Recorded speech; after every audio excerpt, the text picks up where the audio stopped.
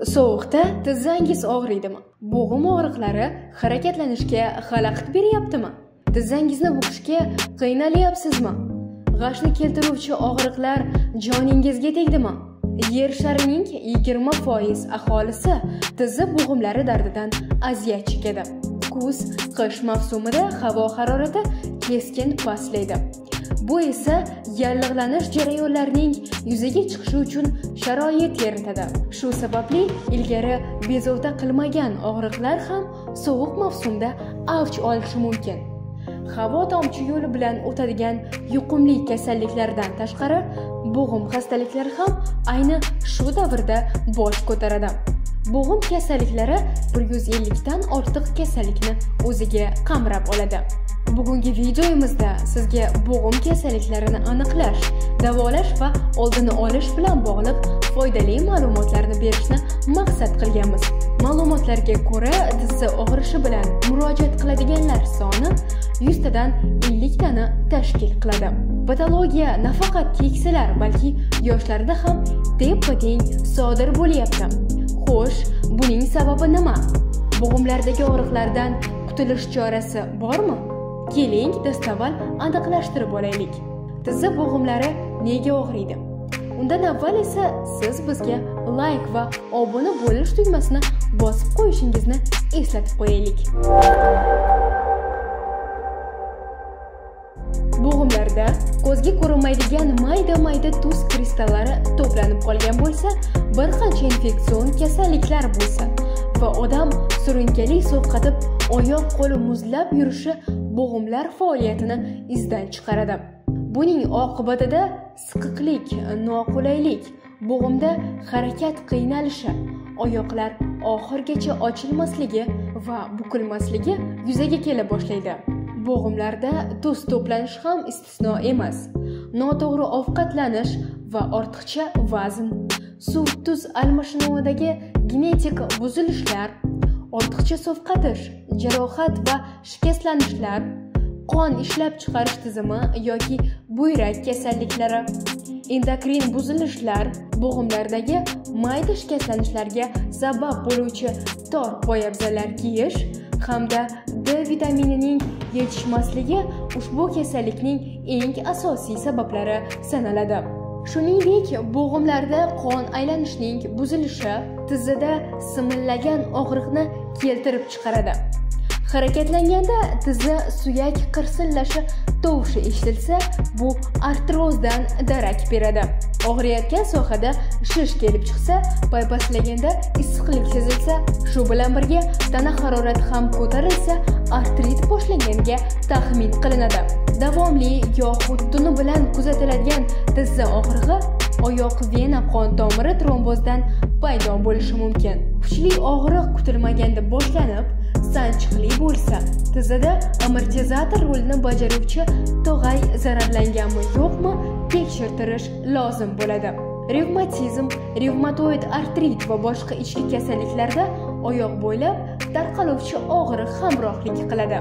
Gap bo'g'imlar salomatligi haqida borar ekan, davo choralarini keyinga qoldirish bilan kifoyalanib bo'lmaydi. Tizza bo'g'im paylarining yupqalashishi erkin harakatlanish imkoniyatini cheklaydi.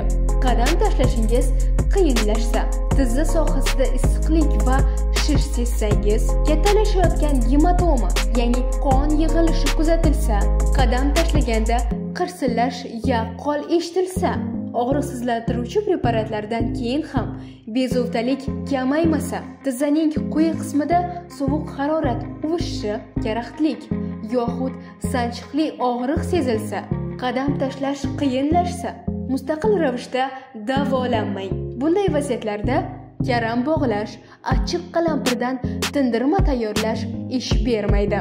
Zudlik bilan shifokorga murojaat qiling. Xususan, uy sharoitida qo'shimcha choralarni ham ko'rishingiz mumkin.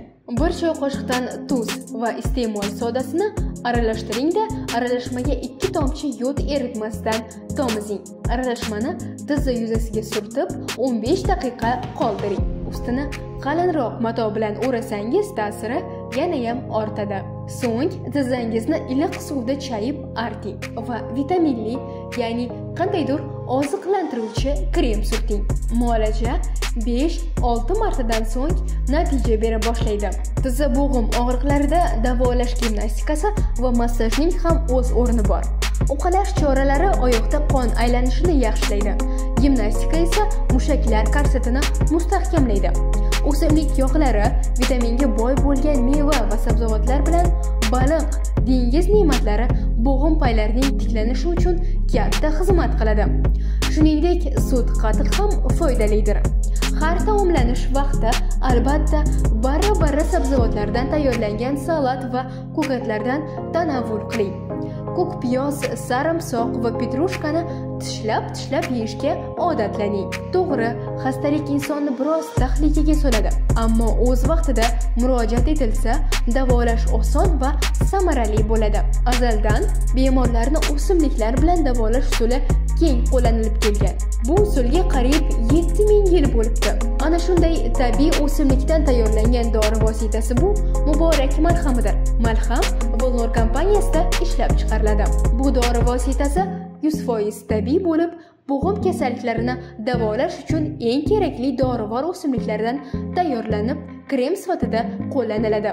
Bu malham osteoartrozni davolashda, tog'a yemirilishini oldini olishda juda katta samara beradi. O'simlikdan olinadigan vositalarning nojo'ya ta'siri bo'lmaydi. Tabiiy vosita bo'lgan muborak malhamini yakka o'zi qo'llanilishi yoki bo'lmasa kompleks tarzda, ya'ni boshqa preparatlar bilan qo'shimcha ishlatilishi mumkin. Unga qo'shimcha ravishda tarkibida D vitaminini saqlovchi kalsiy D-trink biologik faol qo'shimchasini tavsiya qilamiz. Ushbu qo'shimchani ovqat bilan birga iste'mol qilsa bo'ladi.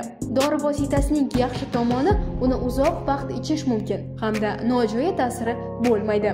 Dori vositasini bemalol shifokorlarga, bemorlarga bo'g'im hamda suyak kasalliklarini oldini olish uchun tavsiya qilamiz.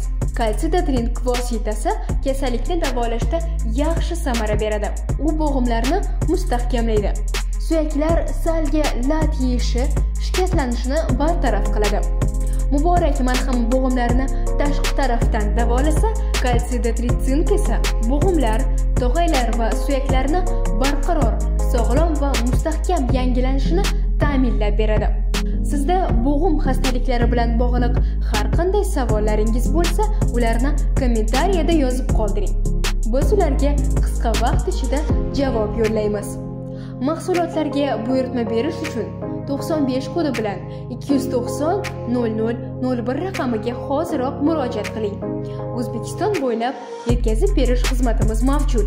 Bo'g'im kasalliklarini oldini olishda, tomoq og'rig'i, angina, shamollash kabi kasalliklarni oldini olish, bolalarni chiniqtirishda alohida urg'u beramiz. Eng muhimi esa shamollashni oyoqda o'tkazmaslik. Videoni tomosha qilganingizdan mamnunmiz. Kalsiy D-trink va muborak malhama haqida yaxshiroq bilishni xohlasangiz, tavsiya qilingan videolarni tomosha qiling.